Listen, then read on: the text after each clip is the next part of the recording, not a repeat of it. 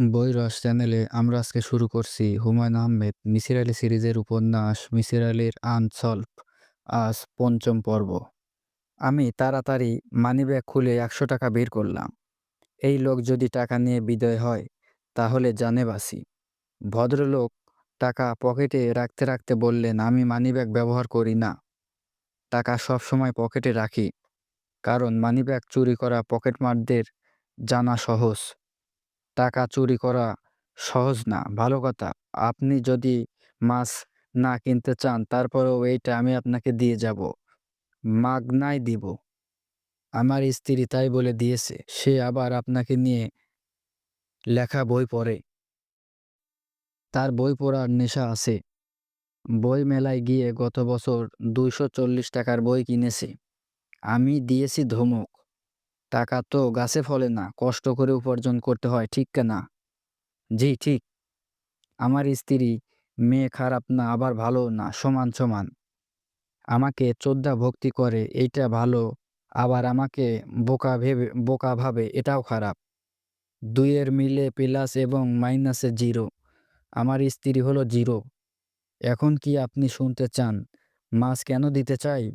আপনার ভাবভঙ্গিতে তো আবার বিরাট তাড়াহুড়া। মন দিয়ে আমার কথাই তো শুনছেন না, এদিক ওদিক তাকাচ্ছেন। আমি বললাম, এই মুহূর্তে এদিক ওদিক তাকাবো না, আপনার কথা শুনবো।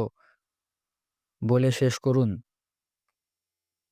মাছ দিতে চাই কারণ এই মাছ দুটো ভালো না, খারাপ। এদের মধ্যে দোষ আছে, বিরাট দোষ। আমি তো এত কিছু জানি না। সরল মনে কাঁটাবন থেকে কিনে এনেছি। জোড়া ১৫০ টাকা চেয়েছিল। মূলামূলি করে ১০০ কিনেছি। আমার মেয়ের জন্য কিনেছি। আমার অধিক বয়সের একমাত্র সন্তান বলে তার প্রতি মায়া বেশি। তার বয়স ৩ বছর। আমি নাম রেখেছি মালিহা। ভালো নাম, জাহানারা। মাছ দিয়ে সে খেলবে, পশু পাখির মতো মমতা হবে। পশু পাখির প্রতি মমতার প্রয়োজন আছে। কথায় আছে না, জীবে দয়া করে যেই জন সেই জনই সেবিছে ঈশ্বর। মাছ কিনে আমি জাহানারাকে বললাম, মা জাহানারা বেগম, কি বলি মন দিয়ে শোনো। এই দুটো মাছ তোমার। আজ থেকে তুমি এদের মা, ইংরেজিতে মাদার। তুমি রোজ এদের খাবার দিবে। সকালে ৪ দানা, বিকালে ৪ দানা। বেশিও না, কমও না। কম দিলে তারা ক্ষুধায় কষ্ট পাবে, বেশি দিলে অতিভোজনে গায়ে চর্বি হবে। অতিরিক্ত চর্বি মানুষের যেমন খারাপ, মাছের জন্যও খারাপ। বেশি খাওয়ালে এরা বেশি হাঁকবে। এইটা বললাম না? শিশুদের নোংরা কথা না বলাই উত্তম। কিছুদিন পরের কথা, জাহানারা আমাকে বলল, ভালো কথা, আমার মেয়ের ডাক নাম মালিহা, কিন্তু আমি তাকে সবসময় ভালো নামেই ডাকি। এতে গাম্ভীর্য বজায় থাকে। জাহানারা বেগম আমাকে বলল, বাবা, মাছ আমার সঙ্গে কথা বলে। আমাকে বলে, জাহানারা কি করো? আমি মেয়ের কথা কোনো গুরুত্ব দিলাম না। শিশুরা বানিয়ে বানিয়ে অনেক কিছু বলে, এতে তাদের কল্পনা শক্তি বৃদ্ধি ঘটে। কয়েকদিন পরের কথা, জাহানারা বেগম আমাকে বলল, বাবা, মাছ বলছে তুমি মহা বোকা। এই কথায় আমার মাথায় রক্ত উঠে গেল। কারণ আমি বুঝলাম এই কথাটা মাছের কথা না, আমার মেয়ের কথা। সে তার মার কাছ থেকে শুনেছে। শিশুর কথা শিখে বড়দের শুনে শুনে। আমার এক বন্ধুর ছেলে, নাম জহির। সে ২ বছর বয়সেই সবাইকে শালা বলে। কারণ আমার বন্ধু কথায় কথায় শালা বলে। বাবার কাছ থেকে শুনে শুনে শিখেছে। যাই হোক, আমি শারীরিক শান্তির পক্ষের লোক। কথায় আছে, spare the sense and spoil the child. বেতের চল উঠে গেছে বলে শিশু সম্প্রদায় এখনো টেলিভিশনে আসক্ত হয়ে অর্ধপতনের দোরগোড়ায়। ঢাকা শহরে বেত পাওয়া যায় না। আমি মুন্সিগঞ্জের এক স্কুলের প্রধান শিক্ষকের কাছ থেকে বেত জোগাড় করে রেখেছি। প্রধান শিক্ষকের নাম ইমাম উদ্দিন। আমার বন্ধু, স্থানীয়। সম্প্রতি ওমরা হজ করেছেন। আমার জন্য ১ বোতল জমজমের পানি এবং মিষ্টি তেঁতুল এনেছেন। যে কথা বলেছিলাম, আমি বেত্রাঘাতের মাধ্যমে মেয়েকে কিঞ্চিৎ প্রহার করলাম এবং ঠিক করলাম মাছ বিদায় করব। যে দোকান থেকে কিনেছিলাম সেখানে কম মূল্য বিক্রির চেষ্টা করব। তারা যা দিবে সেটাই লাভ।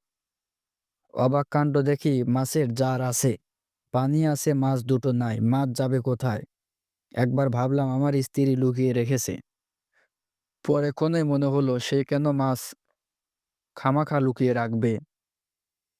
সে তো জানে না আমি মাছ ফেরত দেবার পরিকল্পনা করেছি। তাহলে অন্য কোনো বাড়ির বিড়াল এসে কি মাছ খেয়ে ফেলছে? এই যখন ভাবছি তখন হঠাৎ দেখি মাছের জারে মাছ ঠিকই আছে। সাঁতার দিচ্ছে, ডিগবাজি খাচ্ছে। ঘটনা কিছু বুঝলাম না। তাহলে কি চোখে ধাক্কা লেগেছিল? তা কি করে হয়? সবার চোখে একসঙ্গে ধাক্কা লাগে কি করে? অদৃশ্য জাদুকর পিসি দরকার একবার সবার চোখে একই সঙ্গে ধাক্কা লাগিয়েছিলেন। ম্যাজিক শো হবে, হল ভর্তি লোক। সন্ধ্যা ৭টায় শুরু হবার কথা, ৯টা বেজে গেছে। পিসি সরকারের খোঁজ নেই, দর্শকরা বিরক্ত। হইচই হচ্ছে, এমন সময় পিসি সরকার এক মঞ্চে এসে দাঁড়ালেন। দর্শকরা চিৎকার করে বলছে, ২ ঘন্টা লেট, ২ ঘন্টা লেট। পিসি সরকার বললেন, ২ ঘন্টা লেট কেন বলছেন? আপনার ঘড়ি দেখুন, এখন ৭টা বাজে।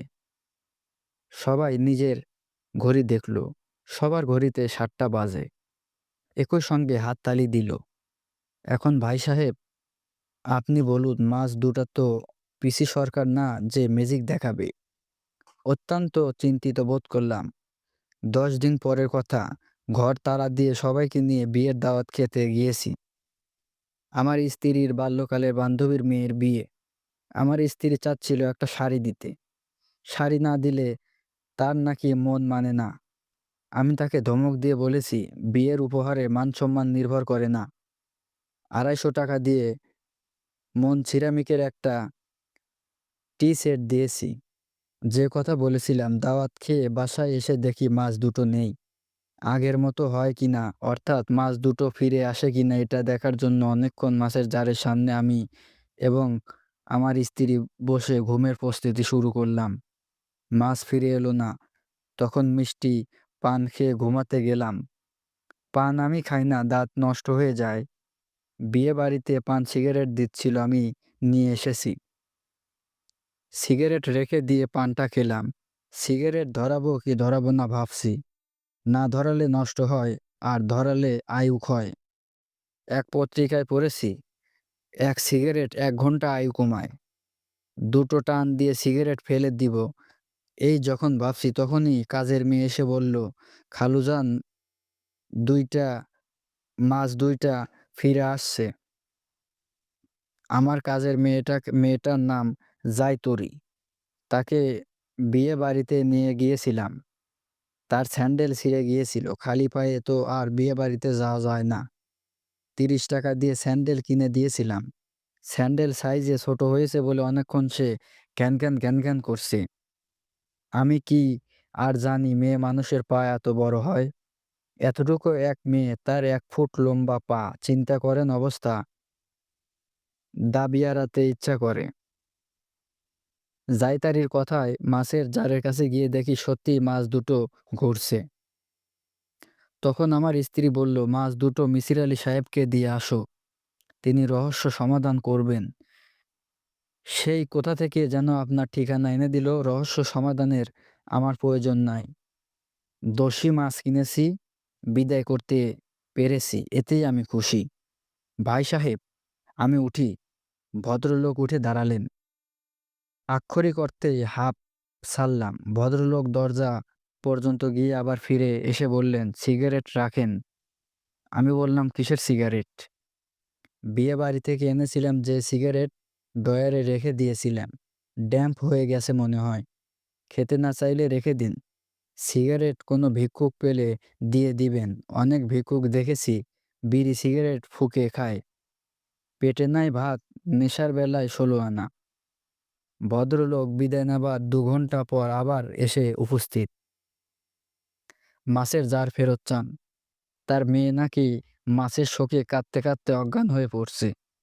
মেয়েকে অজ্ঞান অবস্থায় রেখে তিনি মাছ নিতে সিএনজি ভাড়া করে এসেছেন।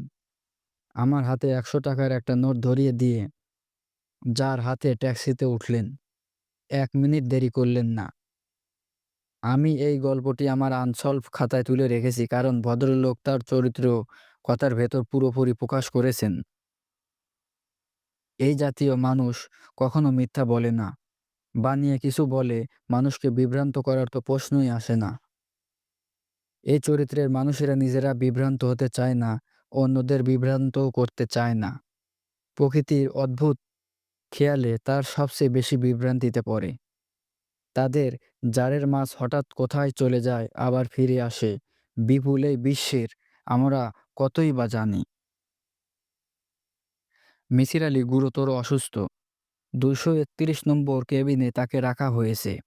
শ্বাসনালীর প্রদাহ, নিউমোনিয়া, ফুসফুসে পানি, একসঙ্গে অনেক সমস্যা। ৫ জন ডাক্তারকে নিয়ে একটা মেডিকেল টিম করা হয়েছে। মেডিকেল টিমের ভাষ্য হচ্ছে, মিসির আলি সাহেবের অবস্থা আশঙ্কাজনক। নিউ জেনারেশন অ্যান্টিবায়োটিক দেওয়া হচ্ছে। কোনো সুফল পাওয়া যাচ্ছে না। আমি দারুণ দুশ্চিন্তা নিয়ে ২৩১ নম্বর কেবিন খুঁজে বের করলাম। ভয়ে ভয়ে দরজা খুলে দেখি মিসির আলি গম্ভীর ভঙ্গিতে বিছানায় বসা। তার হাতে বই। তিনি মন দিয়ে বই পড়ছেন। আমাকে দেখে বই বন্ধ করতে করতে বললেন, যে বইটি পড়ছি তার নাম উইন্ডোজ অব দি মাইন্ড। লেখকের নাম স্টিফেন গেটসি। বিজ্ঞানের নামে অবিজ্ঞানের ব্যবসা। এইসব বই বায়োজাপ্ত হওয়া দরকার এবং এই ধরনের বইয়ের লেখকরা কোনো জনমানবহীন দ্বীপে পাঠিয়ে দেওয়া দরকার। তাদেরকে সেখানে খাদ্য দেওয়া হবে, লেখালেখি করার জন্য কাগজ কলম দেওয়া হবে। তারা কোনো বই লিখে শেষ করা মাত্রই ক্যাম্পফায়ারের আয়োজন করে লেখা পড়ানো হবে। আবর্জনা মুক্তি উপলক্ষে গান বাজনার উৎসব হবে। আমি বিছানার পাশের চেয়ারে বসতে বসতে বললাম, শুনেছিলাম আপনি অসুস্থ। মেডিকেল বোর্ড বসেছে, অবস্থা আশঙ্কাজনক। মিসির আলি বললেন, গতকাল দুপুর পর্যন্ত আশঙ্কাজনকই ছিলাম, এখন পুরোপুরি সুস্থ। বাড়ি চলে যেতে চেয়েছিলাম, ডাক্তাররা যেতে দিচ্ছেন না। আমার অলৌকিক আরোগ্য লাভের ব্যাপারটা তারা বুঝতে পারছেন না। কিছু পরীক্ষা নিরীক্ষা করতে চান। আপনার ফলের ঠেঙ্গায় কি আম আছে? আছে। কাউকে ডেকে দুটো আম দিন, কেটে এনে দিক, আমি খেতে ইচ্ছে করছে। বাড়িয়া কিভাবে আম খায় জানেন না? তারা রাতে বাতি নিভিয়ে ঘরে অন্ধকার করে আম খায়। তারা হইল যৌন সম্প্রদায়ের। তাদের ধর্মগুরুর মহাবীর যে কোনো ধরনের প্রাণী হত্যা নিষিদ্ধ করেছেন। আমে পোকা থাকলে সেই পোকা হত্যা করা যাবে না। কাজেই অন্ধকারে আম খাওয়া, এই খাওয়া একটা পোকা অন্ধকারে যদি খাওয়া হয়ে যায়, সেই দৃশ্য দেখা হবে না, কাজেই পাপও হবে না। আম কেটে মিসির আলি সাহেবকে দেওয়ার ব্যবস্থা হলো। তিনি আগ্রহ নিয়ে আম খাচ্ছেন। দৃশ্যটা দেখতে ভালো লাগছে। মরণাপন্ন রোগীর দেখব বলে মানসিক প্রস্তুতি নিয়ে এসেছি। এখন দেখছি রোগীর স্বাস্থ্য ও আনন্দে ঝলঝল করছে। আমি বললাম, মেডিকেল মিরাক্কেল ঘটল কিভাবে? মিসির আলি বললেন, মিরাক্কেলের ব্যাখ্যা হয় না। ব্যাখ্যা হলো মিরাক্কেল আর মিরাক্কেল থাকে না। যাই হোক, ঘটনা কি ঘটেছে আপনাকে বলতে পারি। আমার জীবনের অনেক অমীমাংসিত রহস্যের একটি। বলুন শুনি। মিসির আলি বললেন, একটা শর্ত আছে। শর্ত পালন করলে শোনাবো। কী শর্ত? সিগারেট খেতে ইচ্ছে করছে, সিগারেট খাওয়ার ব্যবস্থা করেন। বারান্দায় দাঁড়িয়ে সিগারেট টেনে আসবো, ডাক্তাররা টের পাবে না। ১ প্যাকেট সিগারেট এবং একটা লাইটারের ব্যবস্থা করুন। শরীর নিকোটিনের জন্য অস্থির হয়ে পড়ছে। গল্প শোনার লোভে মিসির আলিকে সিগারেট এনে দিলাম। মিসির আলি কেবিনের বারান্দায় দাঁড়িয়ে মহা আনন্দে সিগারেট টানতে টানতে বললেন, একজন অটেনডেন্টকে দরজার সামনে বসিয়ে রাখা হলো। সে দর্শনার্থীদের বলবে, এখন ঢোকা যাবে না, রোগী ঘুমাচ্ছে। মিসির আলি গল্প শুরু করলেন।